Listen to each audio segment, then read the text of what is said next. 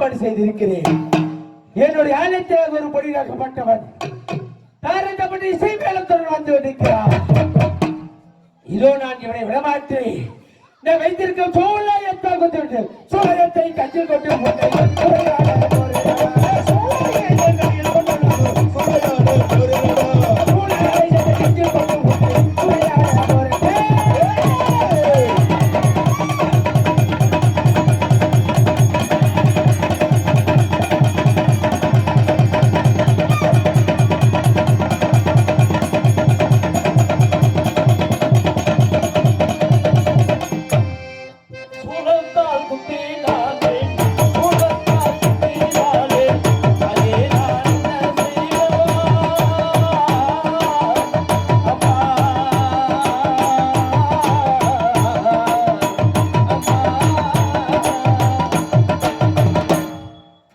பெரியதாயா இப்பொழுது சூழத்தால் குத்திக் கொள்ள வேண்டும் என்று வந்து கொண்டிருக்கிறார்கள். இருந்தாலும் அடுத்த ரூபம் என்ன என்பதை இதோ நான் பார்த்து வருகிற பொழுது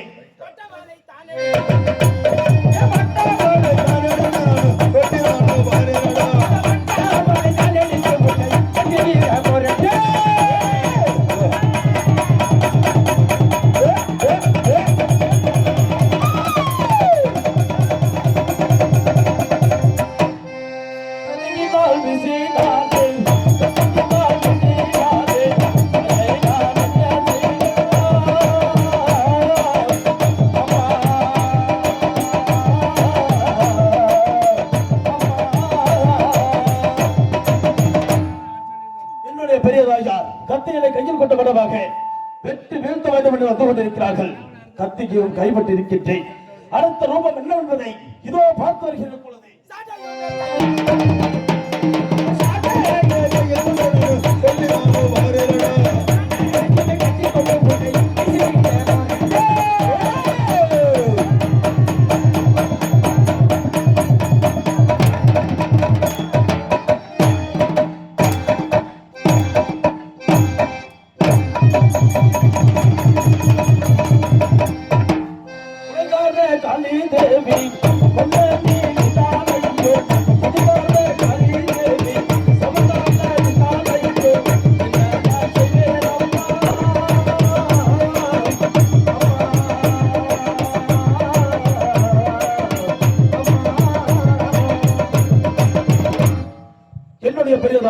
சமக்களை கையில் கொண்டு அடிமேல் அடி வைத்து வருகிறார்கள். இருந்தாலும் சமக்கையும் ஏதோ கைப்பற்றிருக்கின்றேன். அடுத்த ரூபம் என்பதை இதோ நான் பார்க்கிறேன்.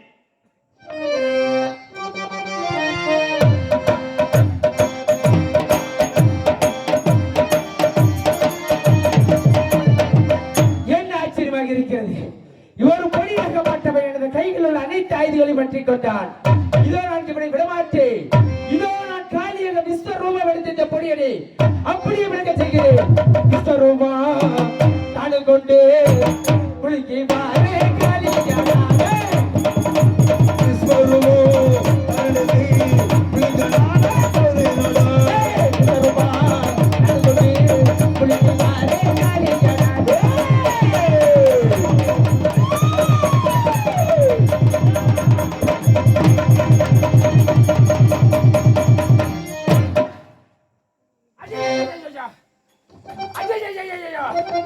இந்த பொடியினை யார் என்று தெரியாமல் நான் முழுங்கிவிட்ட காரணத்தால் இந்த பொடியினாகப்பட்டவன் எனது சிறுகுடல் பெருகுடத்தினை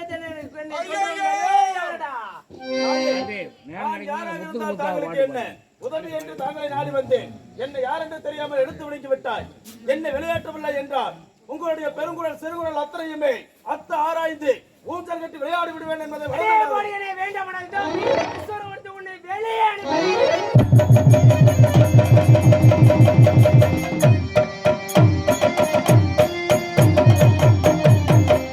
காளி என்று சொன்னார். இந்த 14 லோகங்களும் என்னை கண்டவர்கள். ஆனால் என்னிடத்தில் மாறிட்டு வல்லமை பெற்றவன் யாரடா நீ? எந்த ஊரை சேர்ந்தவன்? சீக்கிரமாக கொடுமடா. தாயே பல்லத்து பாகாளி அம்மா, என்னை பார்த்தா யார் என்று கேட்கிறாய்? நான் தான் உன்னுடைய தங்கை என்ன காமாட்சியின் மகன் காத்தவராயன். தாயே மகனை காத்தவராயா? அம்மா, எனது தங்கை மகன் காத்தவராயனா? ஆமாம் தாஜி. மகனே காத்தவராயா, அம்மா, அன்று காமாட்சிக்கு மகனாக பிறந்தாய், இன்று காளிக்கு மகனாக பிறந்த காரணத்தால் இன்று முதல் உனக்கு பஞ்ச வர்ணமணி வேர் சுட்டுகிறேன் மகனே. மகனே காத்தவராயா, என்னுடைய ஆலயத்தினடி இசை மேலத்துடன் வந்த காரணத்தால் உன்னை யார் என்று அறியாமல் உன்னை விலகி விட்டேன் மகனே. என்னுடைய ஆலயத்தின் ஆடி வந்த காரணம் தாஜி, தாங்களுடைய ஆலயத்தில் ஆடி வந்த காரணம் என்னவென்றால் புத்தூர் அக்ரஹாரம் புதுச்சேரி நெற்பேட்டை ஆரியப்பன் மகள் ஆரியமாலா என்ற பெண்ணை பார்த்து வந்தேன். பார்த்து வந்த காரணத்தினால் இன்னவள் மீது காதல் கொண்டு விட்டேன் அம்மா. அதனால் இன்னவளை மனமுடிக்க வேண்டும் என்பதற்காக என்னுடைய தாய் அன்னகாமாட்சியத்தில் சென்று வரத்தை கேட்கையில் என்னுடைய தாய் அல்லது மாகாளியத்தில் சென்று வரத்தை வாங்கி வா என்று சொன்னார்கள். ஏனென்றால் இப்பொழுது நான் தவத்திலே அமர்ந்து கொண்டிருக்கின்றேன், எனக்கு வரம் அளிக்க இயலாது. அதனால் எங்க அக்காவிடத்திலே வரத்தை வாங்கி வந்தால் பெற்றதாய் வரம் கொடுத்தாலும் ஒன்றுதான், பெரியதாய் வரம் கொடுத்தாலும் ஒன்றுதான், ஏற்றுக்கொள்கிறேன் மகனே என்று சொன்னார்கள். அதனால் தாங்களிடத்திலே வரம் பெற்று செல்லலாம் என்று வந்தேன். சில குற்றங்கள் நேர்ந்து விட்டதப்பா. குற்றம் குறை இருந்தால் இந்த பாலகனை மன்னித்து அருள வேண்டும் தாஜி. மகனே காத்தவராயா, அம்மா, நீ ஆரியவன பெண்ணை சிறுணிக்க வேண்டும் என்றால் இந்த உருவத்தில் சென்றால் சிறுணிக்க முடியாது மகனே. பிறகு எப்படி அம்மா சொல்வது? எப்படி செல்ல வேண்டும் என்றால் நீயோ சாது சாமியாராக உருமாறி புத்தூர் அருகாமையில் உள்ள அத்திமரம் ஆலமரத்தில் அமர்ந்து சாமி சொல்ல வேண்டும். உனது தம்பி தொட்டி சொன்னான் குடுகுடுப்புக்காரனாக உருமாறி மாம்பாறைக்கு செல்ல வேண்டும். மாடக்குல ஆசிரியர்கள் அண்ணன் தம்பி 7 பேர்களுக்கும் குழந்தை இல்லாமல் இருக்க செய்திருக்கிறேன். எதற்காக? ஆரியப்ப ராஜன் உத்தரவு பிரகாரம், அதாவது கழுமரத்திலே படிக்கு 10 நஞ்சு பிள்ளை நாட்டி வைத்திருக்கிறார்கள் எனக்கும் என் நாளைக்கு முன்பாக. ஆகையினால் அவர்கள் உனது தம்பி தொட்டி சென்றால் சென்று உங்களுக்கு குழந்தை வாக்கி வேண்டுமானால் அத்திமரம் ஆலமரத்த அடியில் சாது சாமியார் ஒருவர் இருப்பார்.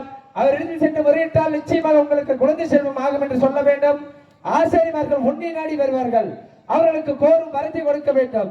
இந்த கழுமரத்தில் சோடிக்கப்பட்ட படிக்கு 10 நஞ்சுமுலை அகற்றி மல்லிகை பூவால் அலங்காரம் செய்து கும்பிட்டு வந்தால் நிச்சயமாக குழந்தை செல்வம் ஆகும் என்று கோரும் வரத்தை கொடுத்துவிட்டு அதன் பிறகு ஆரியமளவை பெண்ணை சிறுவித்து வருவாய் மகனே. வெற்றி உமக்கு. போய் வருவாய், சென்று வருவாய். என்னுடைய பெரிய தாயா என்னிடத்தில் தெரிவித்து விட்டு புறப்படுவது என்னவென்றால், அதாவது இந்த மாலையை சிறை எடுக்க வேண்டும் என்றால் அந்த பணிக்கு 10,000 அச்சோசியும் என்னுடைய பெரிய தாயார் ஆலயத்துக்கு முன்பதாக இருக்கக்கூடிய கழுமரத்தில் இருக்கிறதாம். அதை அகற்ற வேண்டும். யார் வைத்தவர்கள் என்றால் மாடக்குல ஆசாரிமார்கள், 7 வீட்டு பங்காளிமார்கள் ஒருவருக்கு ஒருவர் சண்டை செய்து என்னுடைய பெரிய தாயார் ஆலயத்துக்கு முன்பதாக இருக்கக்கூடிய கழுமரத்தில் படிக்கு 10,000 அச்சோசிகள் வைத்திருக்கிறார்களாம். அதை அகற்ற வேண்டும்.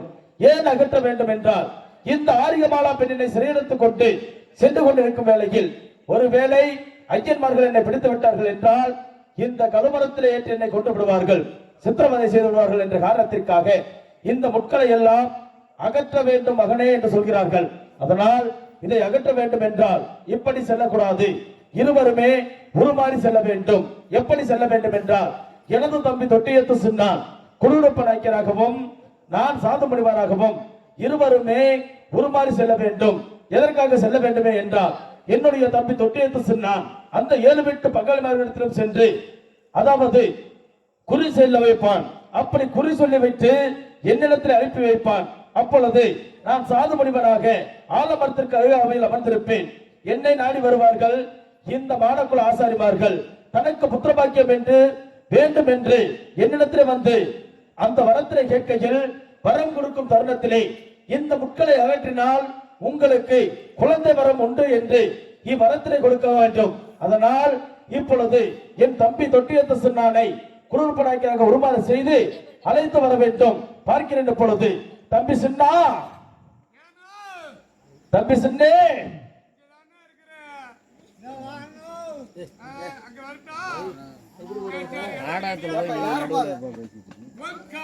கோடி அகிலாண்ட கோடி பிரம்மாண்ட நாயக ஆதிரட்சக ஆவுத்தவந்தமா பொந்துருண்டே பொம்மக்கா தூருண்டே துப்பக்கா என்ன வேலைக்கு போறீங்கக்கா?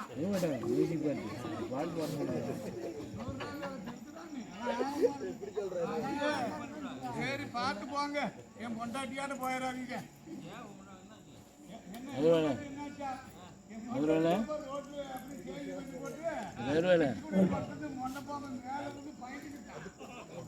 பால் பாத்துங்க ஆதி சக்கமா வாக்கு அந்தி கட்டு மந்தி கட்டு சாம கட்டி சூனி காத்து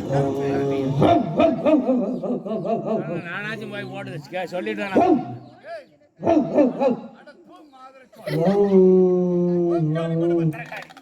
ಅಖಿಲಾಂಡ ಕೋಟಿ ವಿರಮಾಂಡ ನಾಯಕ ಆದಿ ರಕ್ಷಕ ಆಬುತ್ತ ಬಾಂಧವ ಏಡುಗೊಂಡ ಮಾಡ ದೇವಾಲಯ ಪುತ್ರುಡೆ ಬೊಮ್ಮಕ್ಕ ನೂರುಲೆ ತುಪ್ಪ கேட்டு நான்